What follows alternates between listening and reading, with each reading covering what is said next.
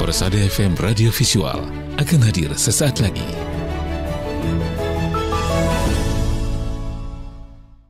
Bismillahirrahmanirrahim. Assalamualaikum warahmatullahi wabarakatuh. Radio kesayangan Anda Persada FM, pilihan pas kita dan keluarga, syiarkan kebenaran, tebarkan kasih sayang.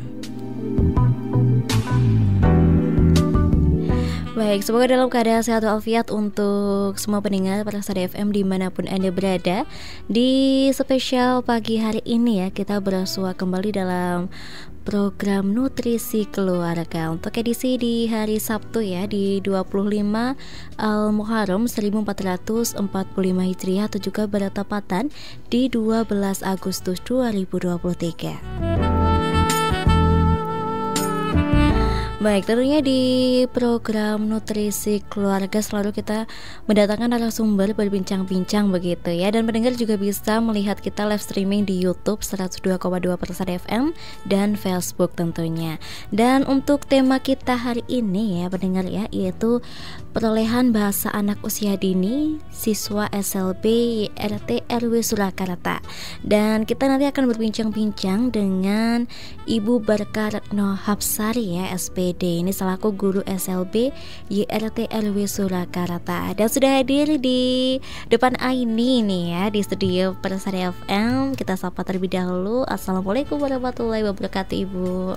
Waalaikumsalam warahmatullahi wabarakatuh. Perkenalkan, kami Ibu Barkah Retno Hapsari dari SLBB YRT RW Surakarta. Iya, biasa disapa dengan Ibu Barkah. Ibu Barkah, bagaimana kabarnya pagi hari ini, Bu Barkah? Alhamdulillah sehat, Mbak. Alhamdulillah sehat. Perjalanan lancar tadi ke sini? Amin. Amin. Baik.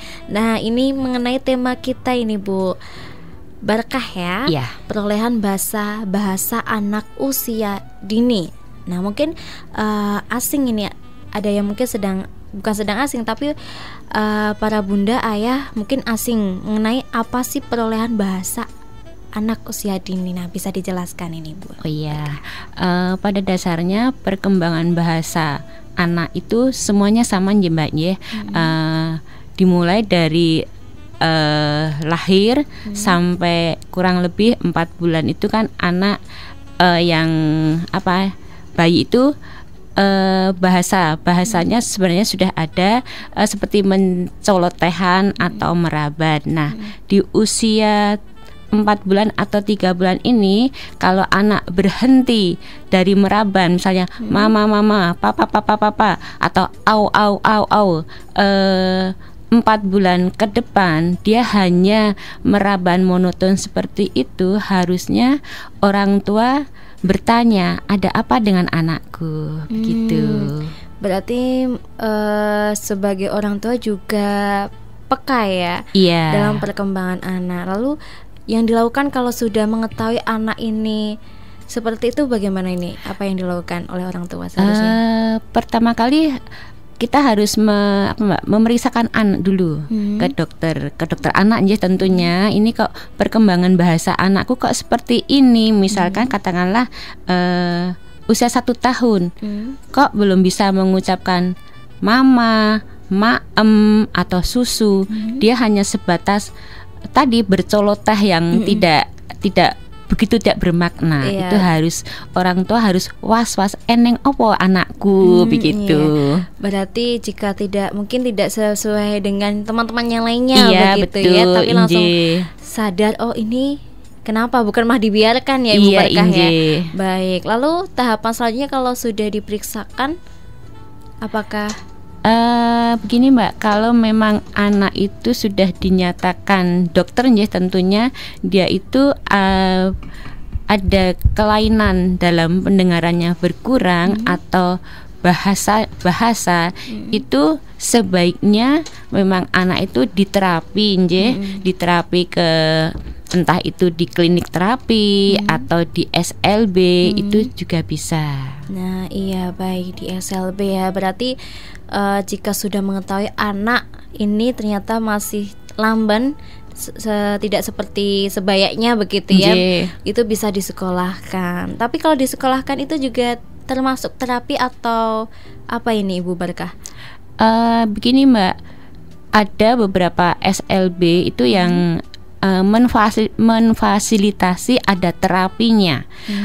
Ada juga yang anak itu disekolahkan hanya dibina bagaimana memperbaiki berbicaranya anak, begitu. Memperbaiki bicara anak. Kalau ini Bu Barakah, kalau disekolahkan kan tadi bisa diterapi atau bisa disekolahkan di SLB, sekolah luar biasa begitu ya. Tapi apakah ini bisa meyakinkan, bukan meyakinkan tapi lebih bisa goalnya nanti bisa tetap ngomong lancar ataupun hanya ya bisa ngomong lancar begitu?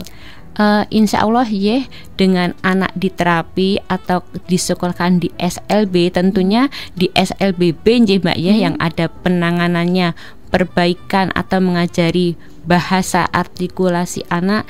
Insya Allah diharapkan setelah anak itu sekolah, menyelesaikan sekolahnya, anak itu bisa berbicara dengan baik, bahasa yang baik. Nggak usah harus sampai selesai lah Mbak, katakanlah anak itu di kelas TK ya atau persiapan. Insya Allah itu kalau tahapan perkembangan perolehan bahasa, anak itu kan menyimak, berbicara, berbahasa, menulis dan mendengar, itu atau terbolak-balik nggak apa-apa. Tahapannya pokoknya seperti itu, Mbak. Seperti misalnya di sekolahan kami itu ada kelas persiapan 1, 2, dan 3.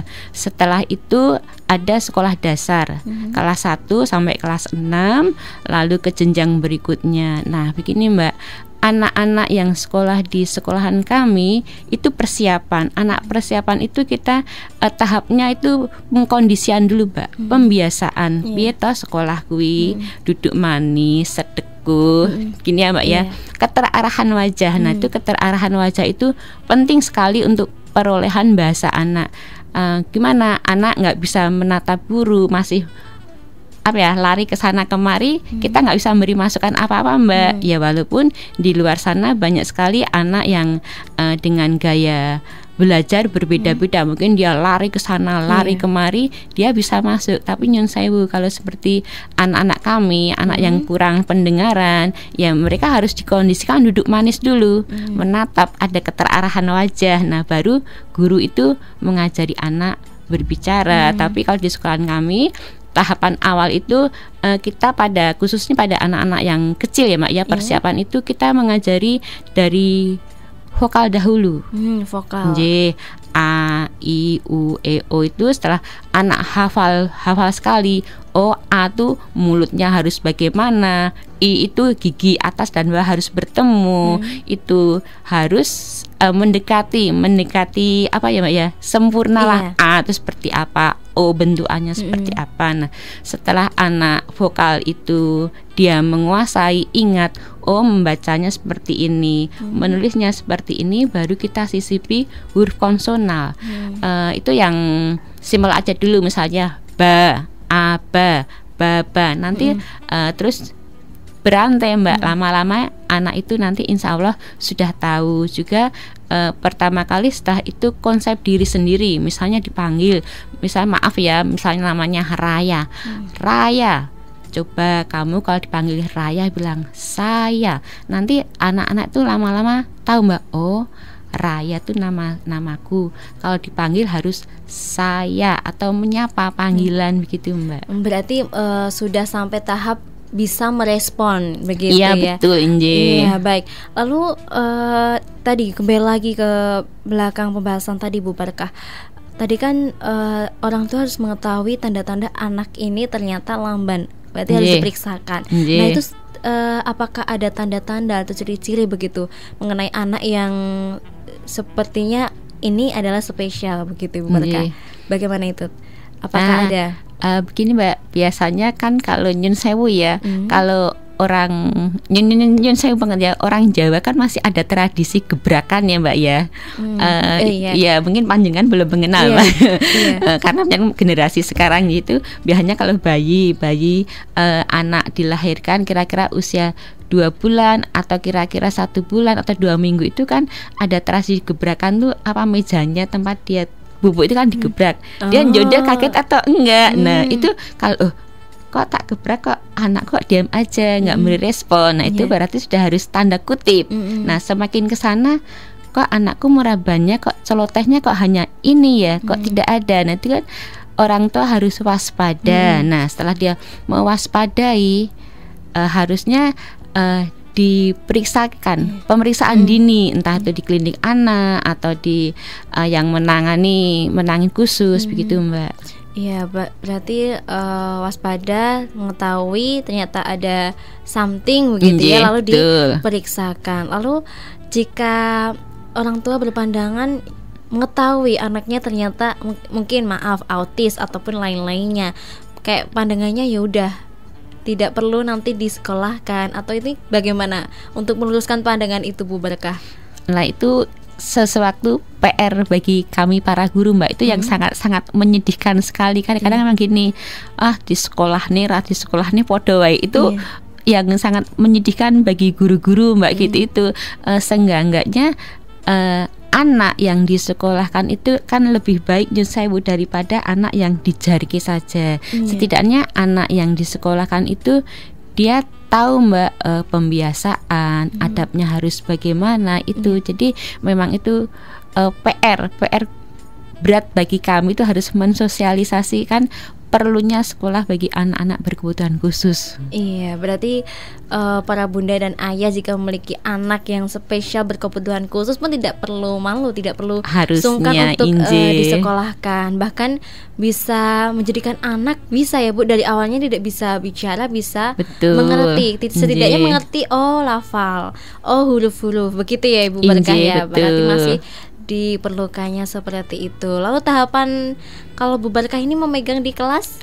Saya alhamdulillah tahun ini mengajar di persiapan 1. Jadi kelas 1 yang levelnya masih sangat dini sekali. Jika dini itu pengawalannya mengenalkan apa ini, Ibu Berkah? Begini, Mbak, kebetulan tahun ini siswa saya kan 6. Itu ada yang latar belakangnya dia sudah sekolah, tetapi ketika dia harus naik ke kelas 2, dia merasa tidak nyaman. Orang tuanya juga tidak merasa nyaman. Kok anakku raisa opo-opo, karena nyun sewu ya.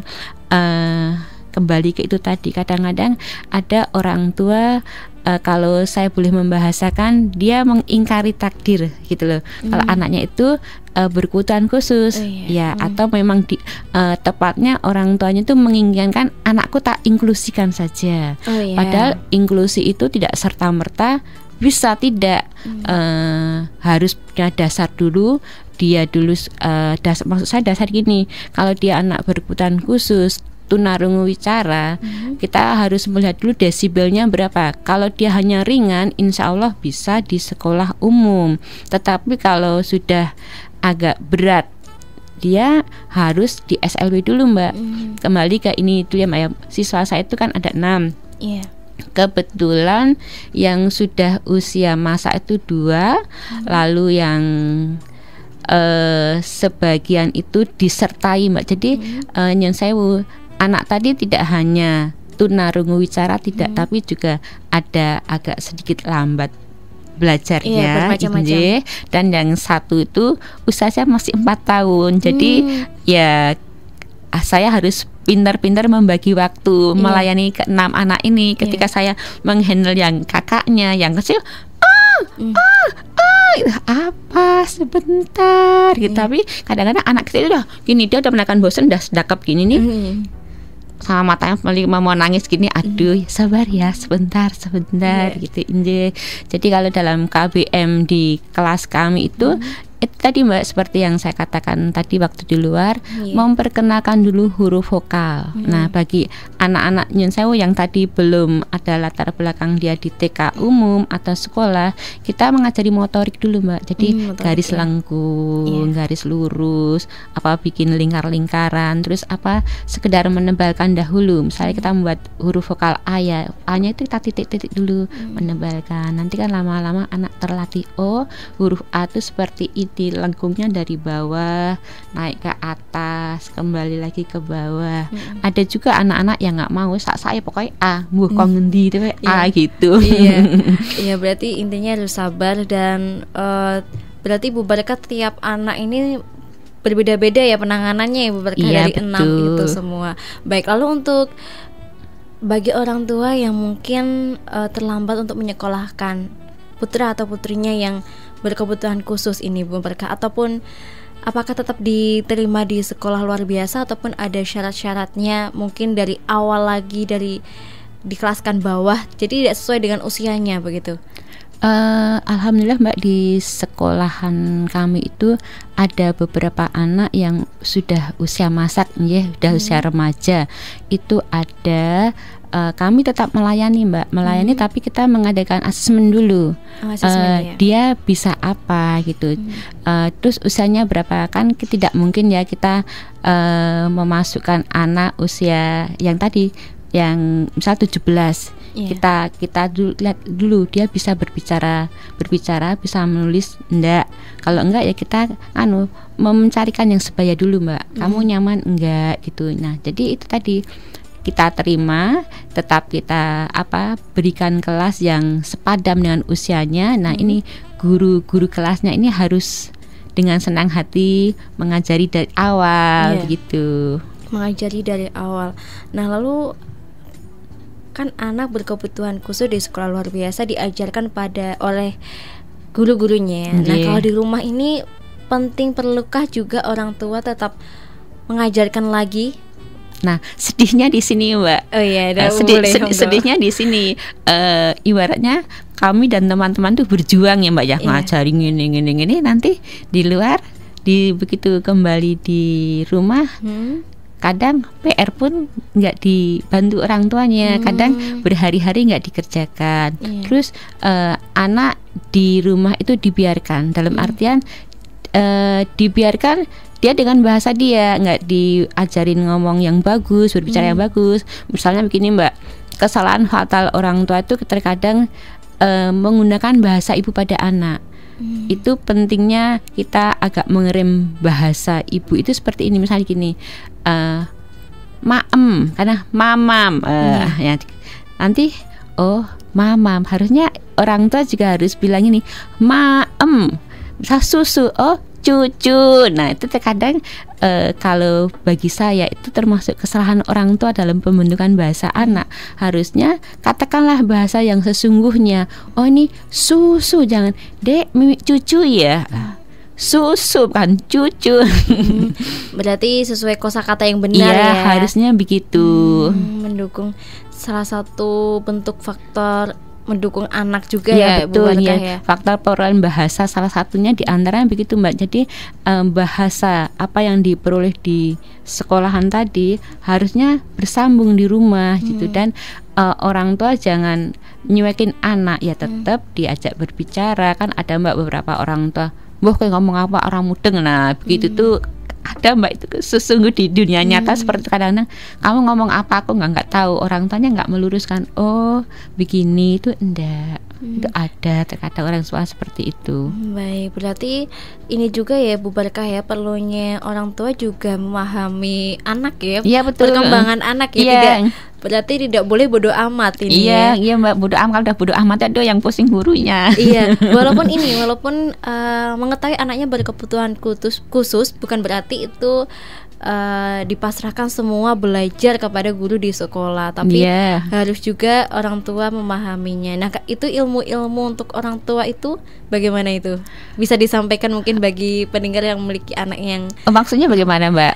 Kalaupun tadi kan di sekolah bersama guru-gurunya. Nah, orang tua pun harus mendukung, harus mengetahui anak perkembangannya sampai mana ini di sekolah begitu. Nah, untuk tips-tipsnya bagi orang tua di rumah tetap mengajarkan, tetap mau mendampingi anak untuk belajar agar bisa tetap berproses. Mungkin yang tidak bisa ngomong kosakata yang jelas bisa menjadi jelas, itu bagaimana? Begini Mbak, simpelnya aja ya, misalnya dari kelas terendah dulu ya. Itu ayolah para orang tua apa ya istilahnya, peduli ke anak, cek ke anak. Misalnya pulang sekolah, ada PR nggak Dok, ada PR nggak Kak. Harusnya orang tua nggak sekali bilang eneng PR po ora, ya ceklah tasnya itu ada PR atau tidak. Nah, dampingi anak selalu diajak berkomunikasi. Ketika dia bertanya atau menjemput anak, itu jangan hanya ayo cepet mau jajan apa, tanya kamu hari ini bahagia atau tidak, kamu temannya hari ini yang mau siapa. Harusnya ada komunikasi. Kalau toh bisa Mbak, itu kan orang tua mengantar anak kan dibonceng nih. Nah ketika dia di jalan itu kan nyun sewu, kalau memang anak yang tunarungu kan tidak mungkin ya bonceng nih sambil diajak berbicara, tidak bisa nje, kecuali kalau kita boncengan sesama nyun sewu sama yang mendengar kan bisa cerita ngetiwis. Nah diharapkan nanti ketika sampai rumah, tadi kamu di jalan melihat apa, kan bisa dipertanyakan seperti itu. Baik, ibaratnya kayak refleksi bukan ya, tapi tetap komunikasi baik dengan anak ya. Iya agar begitu tidak Inje. diam-diam. Kalau kan di rumah kan dia misalnya lagi santai, lagi maam, ayo makan, ini lauknya ini simpel-simpel aja Mbak. Kadang-kadang yang sewu anak-anak tuh tidak tahu apa makan. Ketika pernah itu kejadian Mbak, itu anaknya sudah waktu itu anak kelas 5, katanya gini, kamu sudah makan? Sudah. Lauknya apa? Temannya pempek. Tahu Mbak? Temannya pempek apa itu? Temannya tempe, maksudnya apa? Begitu. Temannya tempe. Lah iya apa? Saya tahu yang maksud tahu, tapi dia nggak tahu temannya. Itu bukan temannya, namanya tahu. Oh, diingat-ingat, teman pempek itu tahu, bukan pempek tapi tempe gitu. Oh ya terima kasih. Gitu, baik. Berarti tetap berkembang, tetap bisa ya Bu, anak yang berkebutuhan khusus ya. Baik. Nah, masih banyak diperbincangkan ini ya mengenai apa tadi Ibu, dari pengolahan bahasa anak ya sampai kemana-mana. Baik, nanti kita bahas-bahas kembali setelah jeda informasi berikut ini ya Ibu. Berkat ya. Baik pendengar Persada FM dimanapun Anda berada ya, pukul 10:38 waktu Indonesia Barat. Dan tentunya bagi pendengar yang bergabung di YouTube ataupun Facebook ya, ataupun juga ingin bertanya-tanya ya mengenai tema kita hari ini, ada perolehan bahasa anak usia dini, bisa dicek di kolom komentar ataupun WhatsApp kami ya di 081393809000.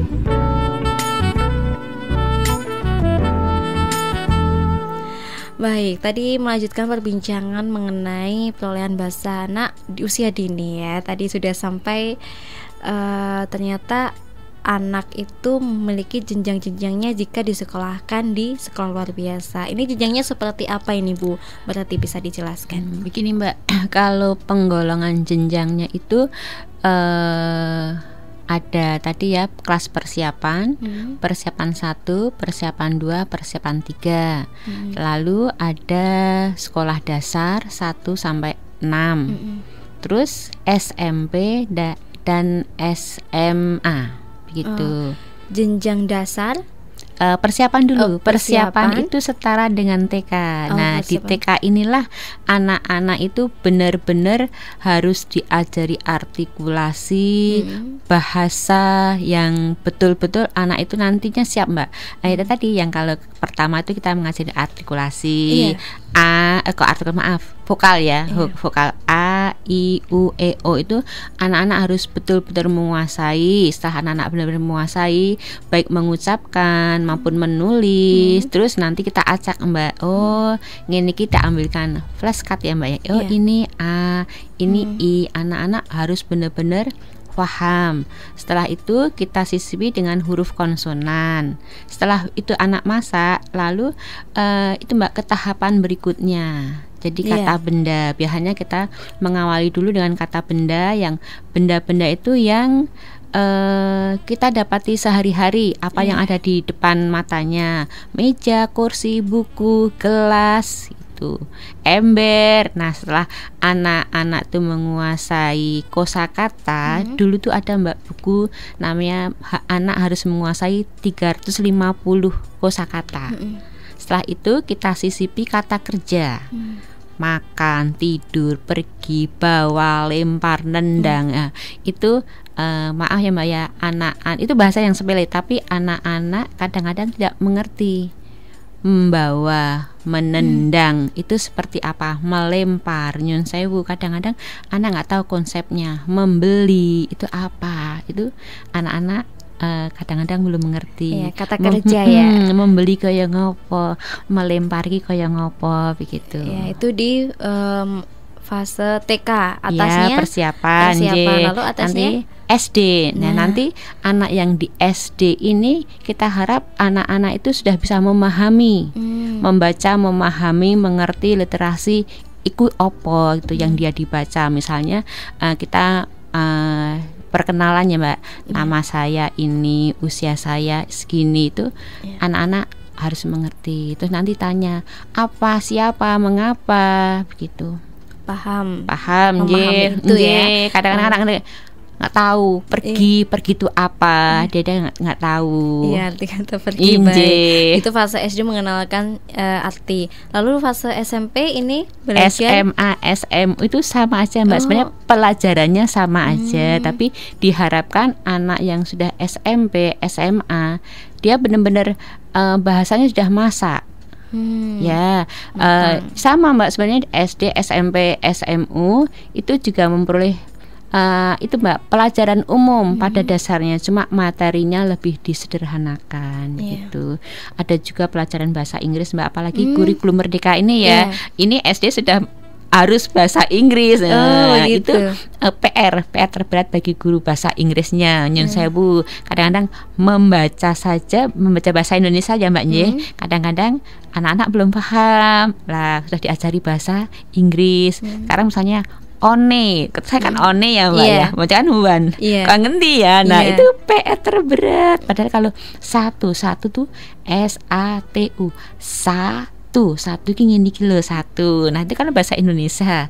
Nah ini bahasa Inggris one, kok one bacanya wan lah. Itu PR terberat bagi guru bahasa Inggris itu Mbak.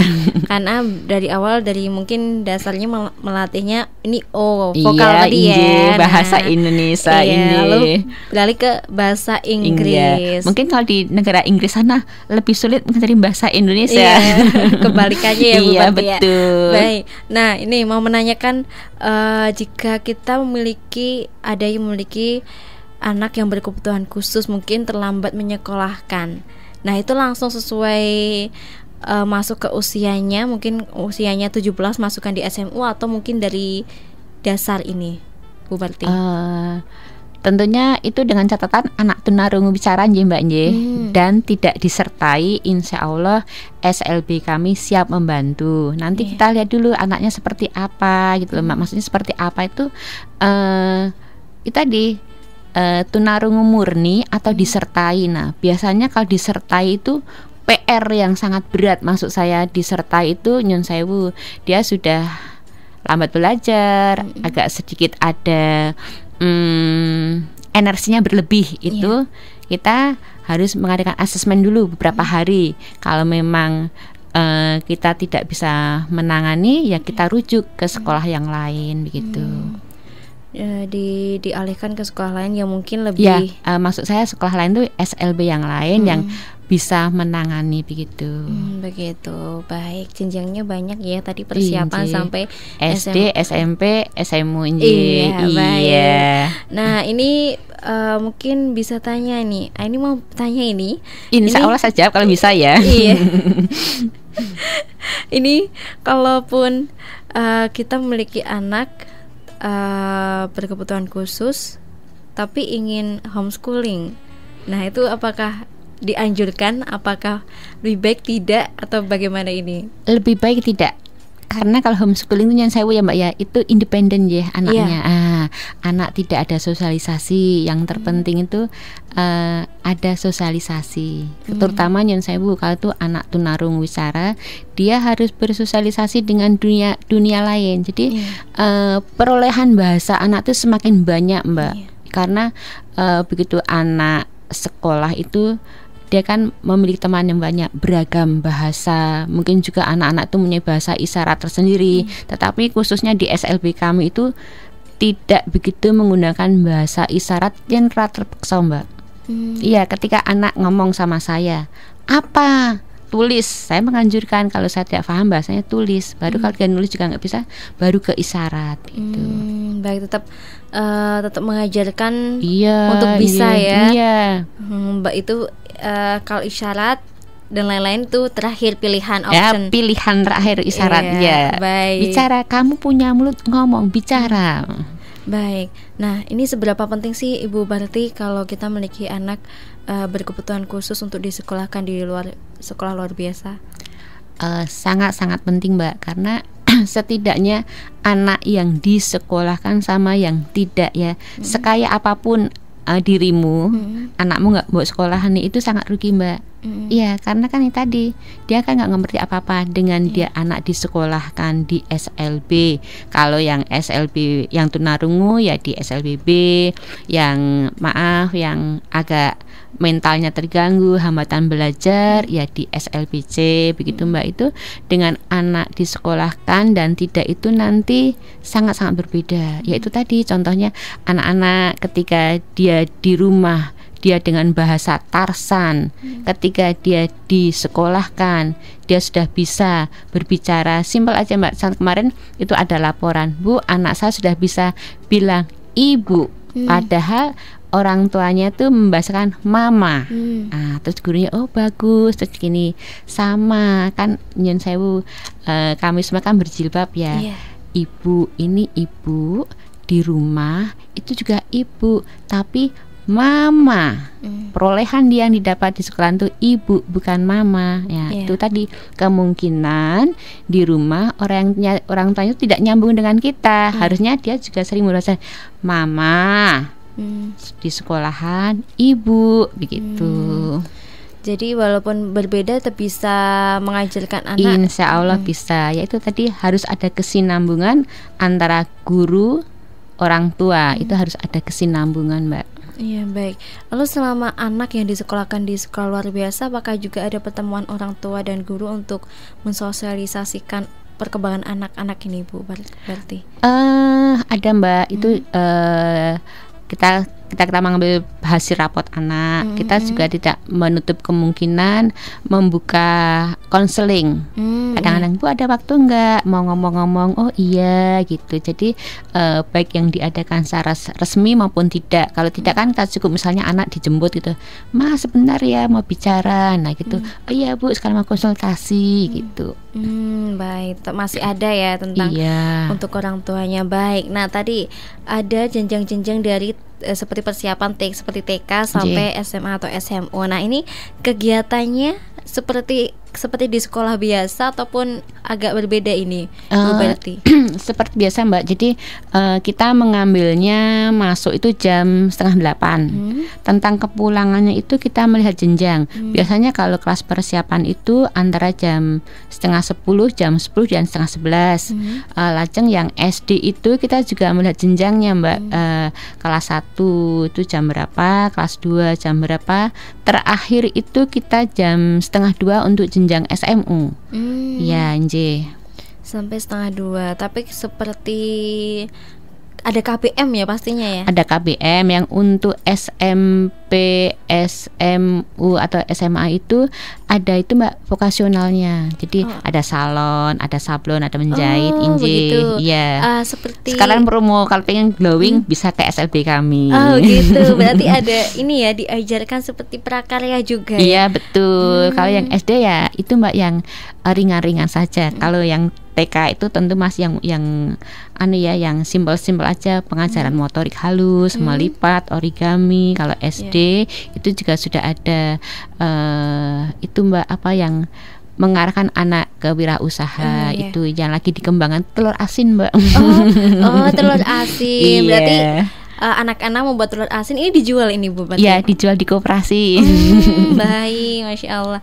Sampai bisa memproduksi sesuatu hal yang bermanfaat ya. Baik, lalu untuk ini Bu Barti, kalau tadi sampai sudah jenjang SMA atau SMU pastinya ya, pasti sudah insya Allah sudah bisa mengenai kita anak paham ya kosakata, dia paham artinya bagaimana melakukan apa, dia tahu ya. Nah itu biasanya anak-anak yang sudah lulus di jenjang itu biasanya melanjutkannya. Ada beberapa anak di sekolahan kami itu yang kuliah Mbak. Ada yang di UNS, ada juga yang di Malang juga ada. Kebanyakan mereka mengambil desain grafis. Ada juga yang Dukcapil ya Mbak ya, yang itu juga ada. Ada juga yang ambil itu Mbak PKH pendidikan khusus. Jadi mungkin dia merasa terpanggil ya. Aku seperti ini, aku akan membantu adik-adikku. Mungkin seperti itu. Baik, berarti tidak memungkiri bahwa kita yang dari awalnya belum bisa, mungkin anaknya mungkin berkebutuhan khusus bisa sampai ke jenjang sekolah tinggi ya Bu Berti ya. Baik. Nah ini mau meminta motivasi nih ya, pesan-pesannya untuk para orang tua agar tidak minder, agar percaya diri untuk anak-anaknya disekolahkan di sekolah luar biasa ini Bu Berti. Bisa disampaikan? Ya begini, harapan saya kepada orang tua dimanapun berada, nyun sewu, apabila memiliki anak berkebutuhan khusus, entah itu tunarungu, entah itu keterbelakangan mental ataupun kelebihan energi atau autis, ayolah jangan malu, karena apa ya, mereka semua itu adalah titipan Allah yang harus dipertanggungjawabkan. Insya Allah kami para guru-guru SLB siap membantu. Iya, siap membantu. Ini Bu Retno sudah 20 tahun ya ini mengajar di SLB YRT/RW Surakarta. Nah ini bisa juga nih Bu Berti, ini sekolah SLB YRT/RW Surakarta ini tepatnya di mana? Sekolah kami itu gini ya, sekolah rehabilitasi tunarungu bicara. Kalau di sini kan YRT/RW itu kebanyakan kadang-kadang digoda, lah kelurahannya mana? Itu di samping. Nah kebetulan memang sampingnya kelurahan Mbak, kan RT/RW, lah kelurahannya ngendi? Pasti nanti kecamatannya mana gitu. Alhamdulillah itu letaknya di Gemunggung Mbak, RT 1 RW 2 Gilingan Banjarsari. Itu kalau kita arah mau ke Merat Minulyo, itu kan sebelumnya ada gang masuk ke dalam. Baik, nah itu ya lokasinya ya. Dan ini atau jika anak nih Bu Berti sudah baru mengetahui anaknya berkebutuhan khusus mau menyekolahkan, apakah nunggu semester baru bisa mendaftarkan atau bisa langsung mendaftar sewaktu-waktu ini? Keistimewaan SLB itu seperti itu Mbak ya, kita pertengahan semester kita pun bisa menampung, tapi dilihat dulu seperti apa anaknya. Yaitu kadang-kadang orang tua memasukkan anak itu, entah anaknya itu umurnya berapa, usianya berapa, sudah sekolah atau belum. Kadang-kadang pokoknya anak saya sekolah dulu, saya titipkan ya, istilahnya titipkan. Nah begitu itu. Insya Allah kalau keistimewaan SLB kami itu seperti itu Mbak, kita melayani setiap saat, tapi ya itu harus ada asesmen dulu seperti apa anaknya Inje. Itu berarti apakah di semua sekolah luar biasa seperti itu Bu Berti peraturannya bisa menampung atau hanya di sekolah YRT/RW aja ya? Kalau saya tidak berani mengatakan itu peraturan atau apa ya Mbak ya, tapi kan memang kita melayani anak-anak yang berkebutuhan khusus itu luwes begitu. Saya tidak berani mengatakan itu peraturannya, tapi yang ada di sekolahan kami itu kami siap melayani kapanpun, dengan catatan kita asesmen anak dulu seperti apa begitu. Berarti seperti kayak disaring dulu ya untuk menentukan nanti tepatnya kamu tuh tak tombol, tak tahu saya anak jenjang mana begitu. Nanti usianya tadi 15 tahun laki-laki di kelas TK, karena aku nggak mau sekolah di sini ya Kak Kucur, gitu. Baik. Nah ini tadi banyak sekali yang ngobrolnya, masukannya, informasinya mengenai anak ya berkebutuhan khusus ya Bu Berti ya. Baik, tak terasa sudah hampir 1 jam ini Bu Berti kita ngobrol-ngobrol ya mengenai bahasa anak ya sampai tadi. Dan intinya bagi orang tua jangan malu ya. Betul. Sekolah itu penting ya Bu Berti ya untuk masa depan anak ya tentunya. Sebelum membutuhkan perhatian yang lebih. Bahkan sudah ada banyak ya, maksudnya contoh-contoh anak-anak yang dari berkebutuhan khusus tetap bisa sekolah di umum. Betul, ini Mbak, yang di sekolah, ada kuliah, yang berumah tangga, punya usaha itu juga banyak Mbak. Banyak kan anak-anak kami itu usahanya online. Itu juga ada yang di kafe, itu juga banyak. Ya baik, mempelajari ya sekarang digital sangat maju ya Bu Ya, Barti, betul, memanfaatkan dengan nggih. baik tentunya. Baik, terima kasih Bu Barti waktunya mengenai sharing-sharingnya untuk mengenai tadi ya tema kita perolehan bahasa anak usia dini ya siswa SLB YLT Alwi Surakarta. Iya. Makasih waktunya Bu Barti. Inje. Nanti selamat melanjutkan aktivitas di hari Sabtu weekend ini. Iya, Inje, Hati-hati terima jalannya. kasih, Inje. Iya. Wassalamualaikum warahmatullahi wabarakatuh.